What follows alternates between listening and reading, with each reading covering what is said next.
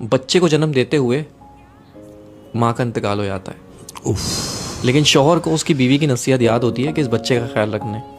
देखते ही देखते बच्चा वो 3 साल का हो जाता है। 3 साल बाद उसका बाप फिर दूसरी शादी कर लेता है एक शादीशुदा औरत से। अच्छा। जिसके पहले से 3 बच्चे होते हैं। अच्छा, वो सौतेली माँ होती है जालिम। वो उस यतीम बच्चे पे बहुत जुल्म करती है।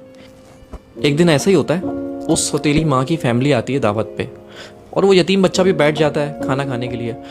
तो वो यतीम बच्चा चावल गिरा देता है। तो उसकी सौतेली माँ उसको उठाती है, उसको 2 थप्पड़ मारती है और फिर उसकी चावल की प्लेट के साथ उसको बालकनी में बिठा देती है, सर्दियों की रातों में शीशा बंद करके। अपने बच्चों से हटा के।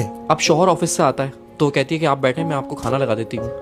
तो शौहर कहता है, भाई वो मेरे बच्चे, हमारे बच्चे कैसे हैं? वो कहती है वो बच्चे सो गए।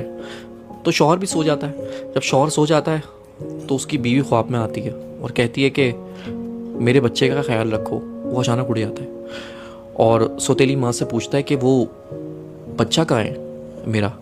उसने बोला वो तो सो रहा है, आप बेफिक्र होकर सो जाएं। वो सो गया, बच्चे सो रहे सारे एक साथ। फिर वो सो जाता है उसका मियाँ। फिर उसके ख्वाब में उसकी बीवी आती है कि देखो मैं कह रही हूँ मेरे बच्चे का ख्याल रखो। तो फिर उठ जाता है और फिर उससे पूछता है कि वो बच्चा कहाँ है, बच्चे सब खैरियत से हैं? उसने बोला हाँ, तुम्हारा बच्चा सो रहा है। फिर वो सो जाता है। तो फिर तीसरी बार वो बीवी उसके ख्वाब में आती है और कहती है कि अब तुम्हें ख्याल रखने की ज़रूरत नहीं है क्योंकि मेरा बच्चा मेरे पास आ चुका है। वो घबरा के उठता है और सौतेली माँ से पूछता है कि बच्चा कहाँ है मेरा? जाके देखता है कमरे में तो वो तीनों बच्चे सो रहे होते हैं, लेकिन वो बच्चा नहीं होता जो उसका सगा है। वो उसको पर याद आता है उसकी माँ को कि मैंने तो उसको बालकनी में बंद कर दिया था बाहर। हाँ।